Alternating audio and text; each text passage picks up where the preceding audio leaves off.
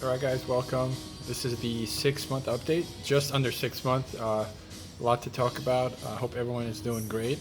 Hope everyone's having a good weekend and good summer.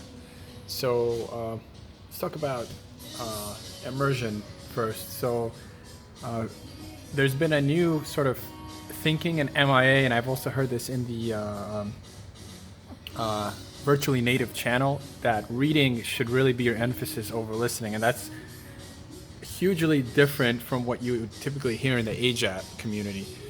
And I sort of agree with this, because you're just going to be able to acquire more words and more grammar patterns per unit of your own effort by reading. And one thing that listening really does help is, I think with Mandarin specifically, if you listen enough, you don't even have to think about the tones of the words. If you acquire the language, I mean, you're not going to acquire it like a 1-year-old, but if you acquire it, if you listen to those words enough, they will ring in your head and the right tone. So when you're actually reading them, this is why I think you need to listen some. And I guess the 7-to-3 reading to listening ratio has been thrown around lately, which is great. But I think you need to listen enough to not get yourself in trouble with reading the words wrong. Because if you speed read, you almost don't need to sub-vocalize. But at the end of the day, you really need to know how those words are pronounced, and listening definitely helps. So as far as progress, the Sun Wukong Imagine 8 Press books, there's like 12 in the series, and the later ones supposedly have a 1,200 word vocabulary. And then the words that are outside this 1,200 words are defined in that book. So basically, all the 1,200 words are no problem to understand. So I mean, I'm guessing my vocabulary is still quite low. It's probably 2,000 words or less. As far as Link, I just stopped using it.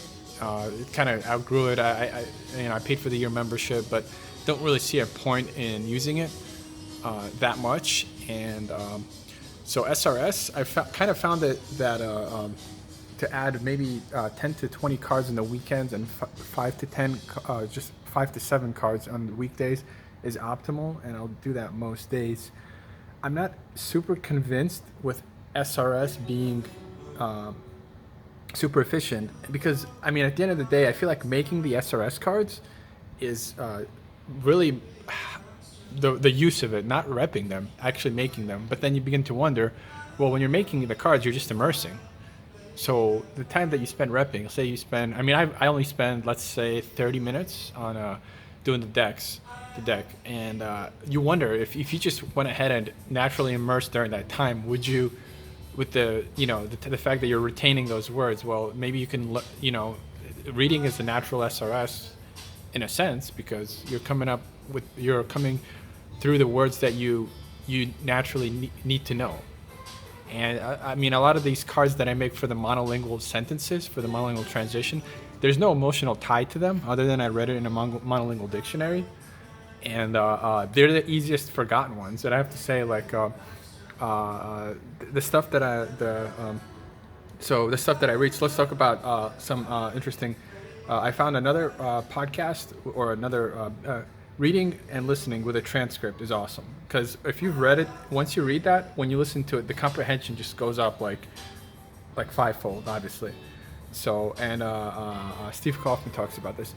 So the one podcast that I like is Learn Taiwanese Mandarin. They just came out, and for my level, it's really like a sweet spot at the 6 month mark, because I can read it comfortably, and it's at that 95% level where 1 out of every 20 words you can just hover over it or whatever, and it'll give you the definition. Personally, I think when you're actually repping, when you're actually making cards and adding them to your deck, I think you really need at least 80% comprehension, or else you're just not going to focus enough. I mean, I tried, there's a couple books that I started adding cards from, the Huoja, which is the popular book they recommend, and that one it's like, I mean, 40% of the words are new, and it's beautifully written, and I started adding the cards, but I just want to get my vocabulary up a little bit higher. So maybe at the 2,000 to 3,000 mark, and I really like the Bear Talk podcasts. So I usually just throw 5 of them a week and try to listen to it throughout the week because that's when I'm walking around or at work, I can't read. So if you really want to count total time, I still listen like 3 times as much. But I think the quality of the attention is just better during the reading, which is fine. So the Bear Talk podcast, the SBS Mandarin, which is the Australian Mandarin news. They speak in very standard Mandarin. News is like 5 to 10% comprehension, not great. And I mean, it kind of worries me that if you look up what's his name, Stiletki, he's like a polyglot that speaks supposedly over 15 languages. He said it took him a good 7 to 8 years of diligent study to be able to understand Mandarin news. I'm hoping it doesn't take that long. I really am, but it's just gonna be. And news it shouldn't be everyone's goal. I think news is very hard in general, and I even posted that on the MIA Patreon. I think news in Asian languages is it can be difficult for natives to even understand if they're not listening to it. And I think there's something unique to the Asian languages that makes news particularly difficult. And I don't know what it is because personally I haven't immersed in Russian other than like input immersion in 30 years, other than speaking to people once a week or once every 2 weeks, but no media immersion, no news. And if I listen to Russian news, I can understand it like no problem. And I don't know what's different about Asian languages because some Japanese and Chinese folks have said that there's some political and some new stuff that even they can't understand, which I don't know if you guys know any native speakers, you can confirm that, but I can't even see how that's possible because to me like news is just like any other media. It doesn't sound, but I think in those Asian languages, I mean they talk fast. There's obviously a lot of contextual terms that you may not know, and particularly in Chinese and Japanese, a lot of the two kanji nouns.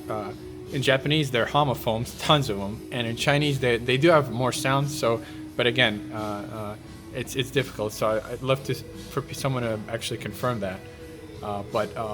So the plan is the monolingual transition. I spoke about this.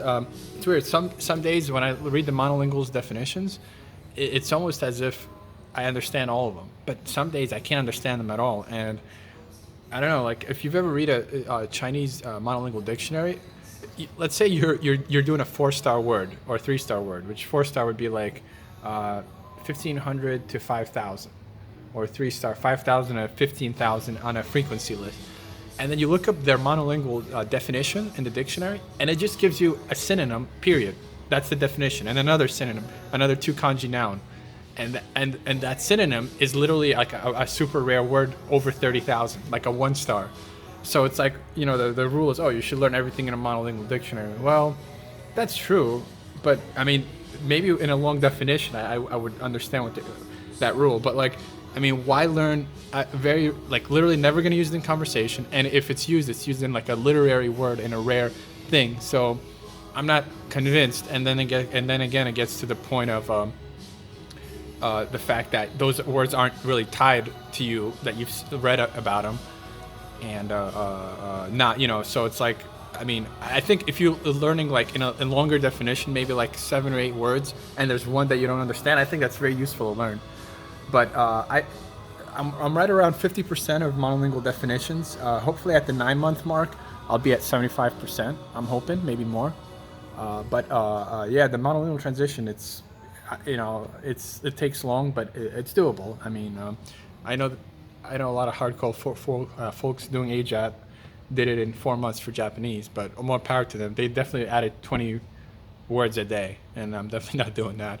I think erring on the side of doing less Anki for me is good, and I know it's worked for a lot of people. And let's face it, you see a lot of these YouTubers, like these YouTubers in China, they learn Mandarin fluently, and they're very well understood. They even went to China, and they're in these rural areas with the looking at dialects.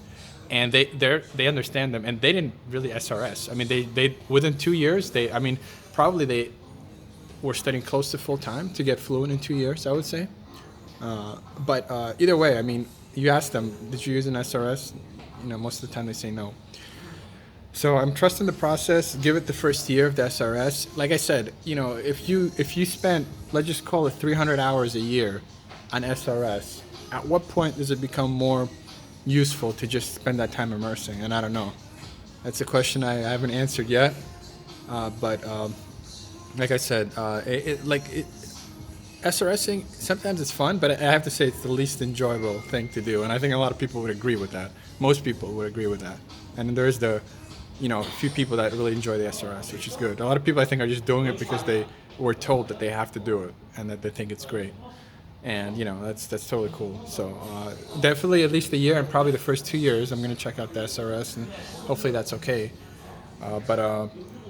Yeah. So plan is basically trying to get into adult books, and like I said, the vocabulary. I think you need 10,000 words to really get into it very well. But the media is becoming more comprehensible, which is awesome. Like the podcasts and this bear talk. They basically, and then same. How would two people speak to each other about something is really a really nice thing to immerse with. All right, so this is just under 6 months. Let's get after it, guys. Let's enjoy summer. I hope everyone's having a awesome summer, and yeah, more updates. And if you guys have any ideas or questions or anything like that, please share it. All right, more to come. Have a nice one.